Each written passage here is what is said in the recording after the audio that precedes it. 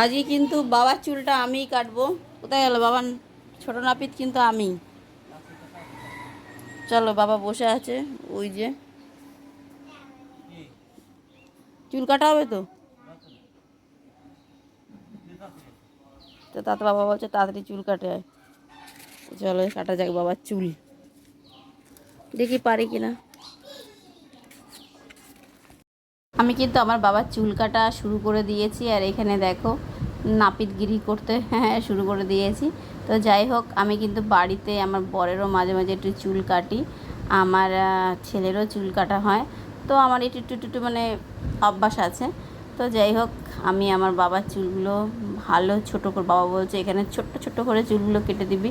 আমি ঠিক আছে, যে আমার বাবা না একটু অন্য রকমের, মানে আমি কাটছি, আমার বাবা বলছে তোর জন্য হাত ব্যথা না হয়, তোর জন্য কোনো অসুবিধা না হয়, মানে উনি একাই সব কথা বলে যাচ্ছে। আমি বলছি না না, কিছু হবে না, কিছু হবে না।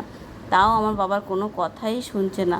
তারপরে যাই হোক, আমার বাবার চুলগুলো আমি আস্তে আস্তে করে ছোটো ছোটো ছোটো ছোটো করে কেটে দিলাম।